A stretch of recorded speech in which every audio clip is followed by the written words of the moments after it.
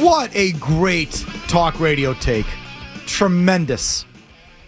And I disagree with it 1,000%. I actually vehemently disagree with him. But I've never heard anyone say that. I understand where he's coming from. And it's a great take. So, like, I'm someone, Mazz, who can strongly disagree with a comment and still love the comment. I do not think Shaquille O'Neal and Charles Barkley and Kenny Smith are part of the reason NBA ratings are down or interest in the NBA is down.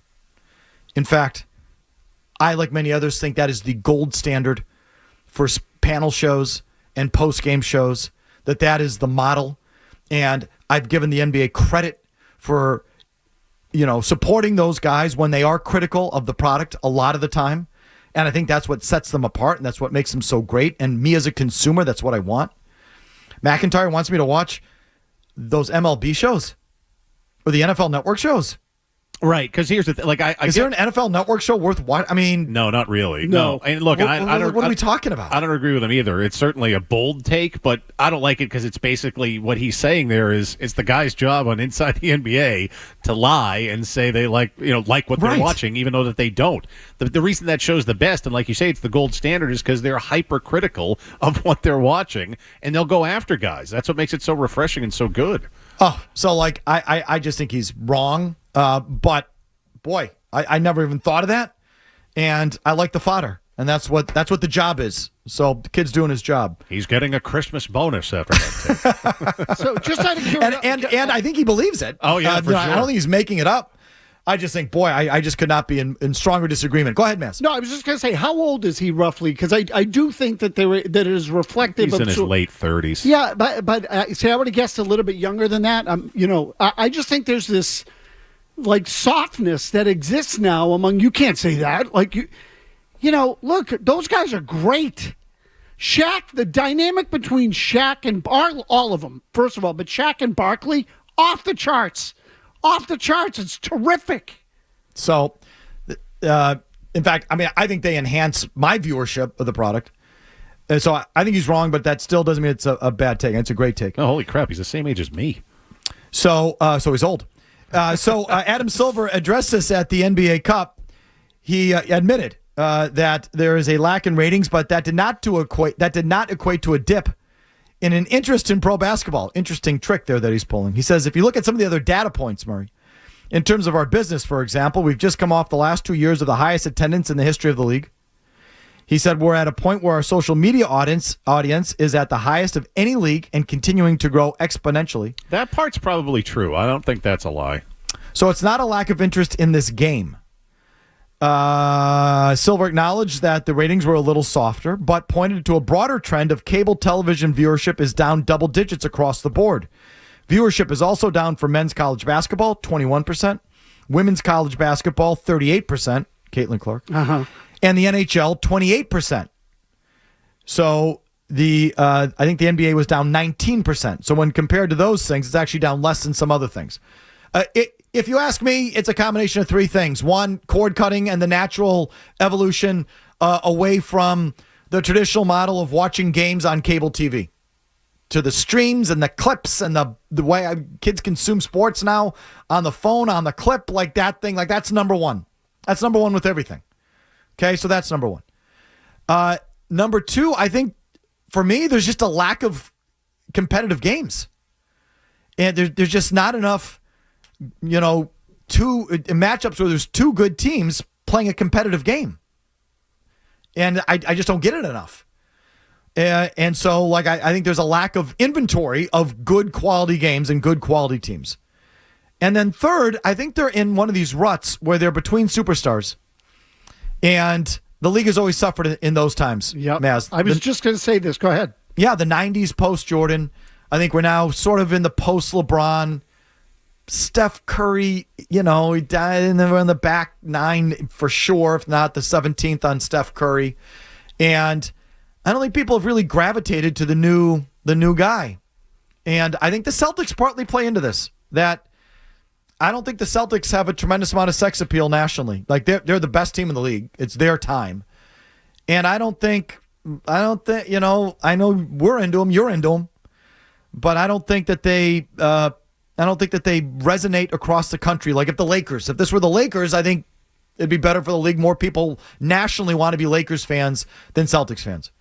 And I think there's something about the Celtics that people just don't love, or that doesn't it doesn't move the needle, And I think that's sort of hurting it too. But it's not just the Celtics, it's who's the standard bearer for the league now? Well, that's the thing. Think of the three guys you can make a case for: Tatum, Anthony Edwards in Minnesota, and Jokic in Denver. Jokic doesn't want it because he treats it like a job, and he'd rather be racing his horses. Plus, he plays in Denver, who's really paying that much attention to the Nuggets from a casual standpoint. Same thing you could say about the Minnesota Timberwolves. Like, Edwards, I think, has the personality, but again, he plays for the effing Minnesota Timberwolves.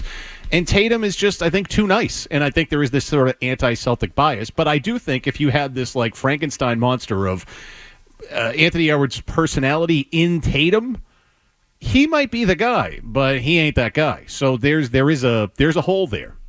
Edwards just isn't there yet. He's the hope, if you ask me, because he's got the got the personality and the attitude to do it. He's got a larger than life attitude. Absolutely wrong market though. Tatum is he's not brash enough. He's also American, and I just think that's important. And that doesn't make us bad people, that we want to root for Americans want to root for Americans, and Greeks want to root for someone who's Greek, and French want to root for French. So we want to, I think it's important to have an American as that standard bearer. And whether it's Jokic, whether it's Doncic, whether it's Giannis, Wembanyama, I think it's going to be harder for those guys to be the face of the league. And they're the face of the league. So, you're down to the U.S.-born players. Anthony Edwards hasn't won at a high enough level. And then it leaves Tatum, who's marketed through the roof. I mean, he's on everything. But does he resonate? No, not outside of Boston. No, again, look, we've used the analogy before of Tim Duncan. It's a good comp. And Duncan got a lot of endorsements, but he was never the guy that you said, oh my gosh, I have to watch him today. I can't miss that. The game's not flashy enough. And I think Tatum is a victim of some of that, and his personality's not flashy enough. Anthony Edwards is the guy, but he hasn't won. And I don't think the Minnesota thing is as big a deal. In other words, my point is, if Michael Jordan had played in Minnesota, granted, it's not Chicago, but he was so freaking dominant that it would have been, it wouldn't matter. It would be enough. He'd be all over the place. We'd be talking about him. He's not there. He's the hope. It's got to be him, because to me, I don't see anyone else with the makeup that kid has. And I think if we're just asking personally, style of play is something for me. I mean, there's just too much standing out at the three-point line and just chucking. It's just, I don't think it's a good product. Because I think too many nights teams don't hit at a sufficient level. And the way the game is run by analysts now, the answer there is not to stop shooting and to go inside. The answer is to keep shooting, because regression to the mean and the law of averages and all of that.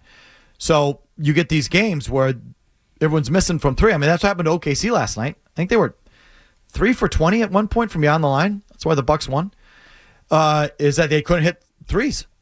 And so, but 3 and 15 became 3 for 20, because you got to keep shooting. And I think that hurts the product for me. I don't know how many people that impacts, but I think that, and you know what? Silver acknowledged this.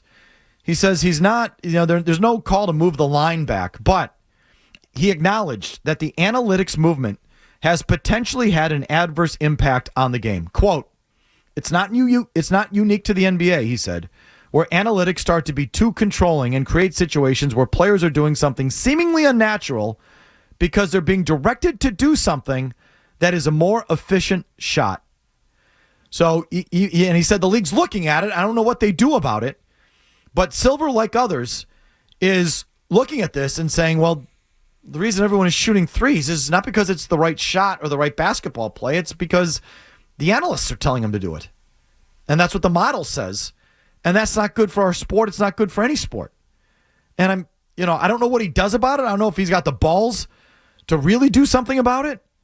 But it is an issue. I think basketball has suffered from analytics like baseball has suffered from analytics, like football is starting to suffer from analytics. I think it is. I think the quick fix is it's as simple as you limit a team's 3-point attempts a game, something between 15 and 20. And I think you will see that almost immediately fixed if you do that.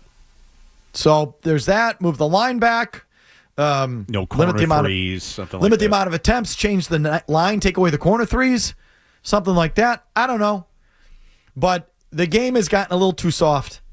And it's chuck and duck is what it is on too many nights. And the worst part is teams, when they're missing, don't change their approach. They just keep shooting. So you just have these horrific shooting nights across the league that I think has hurt the product. If you like that clip, check out more videos from Felger and Mazz here.